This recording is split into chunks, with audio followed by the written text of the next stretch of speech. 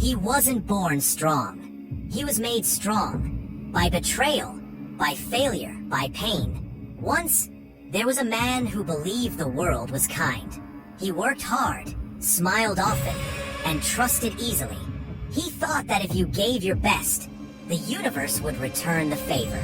But the universe doesn't play fair. It watches, it tests, it strips you bare until there's nothing left but your will. And that's exactly what it did to him. He lost everything. His friends, his love, his purpose.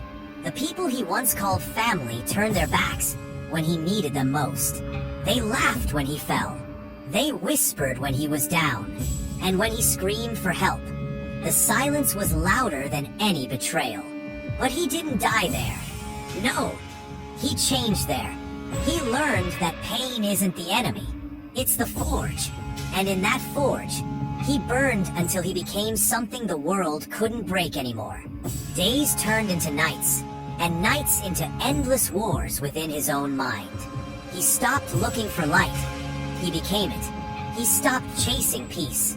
He built it in chaos. There were nights he wanted to end it all. Nights where his hands trembled, and his chest felt like it was being crushed from inside. Nights where he stared into the mirror and saw a stranger, eyes hollow, soul bruised.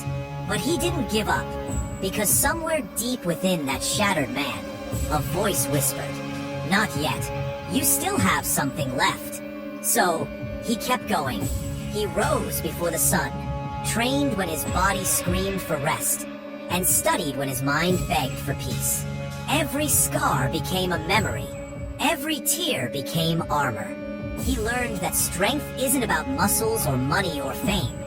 It's about endurance. It's about standing tall when the world wants you on your knees. He walked through hell, and instead of burning, he learned to control the fire. The people who mocked him, they vanished when they saw what he had become. The same mouths that once spoke his downfall now whispered his name in fear, because pain had sculpted him into something unrecognizable. Not a man, but a storm. He stopped explaining himself. He stopped proving his worth. The world had taught him that no one listens when you speak softly. So he stopped whispering and started roaring. He realized that revenge wasn't power, growth was. Success was becoming everything they said he couldn't be. That was power.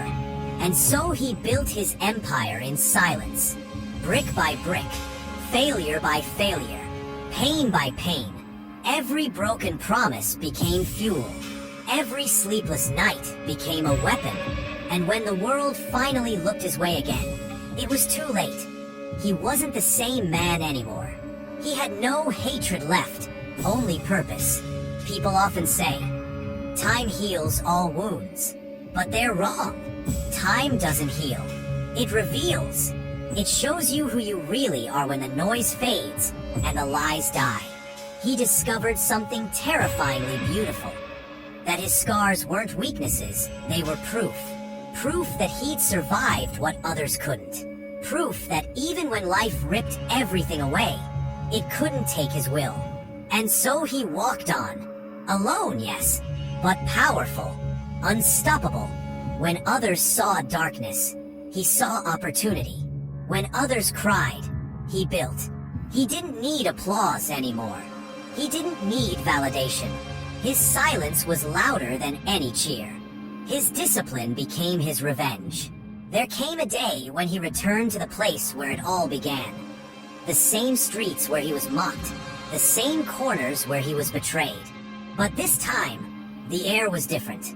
People bowed their heads when he passed, not out of fear, but respect, because they saw it now.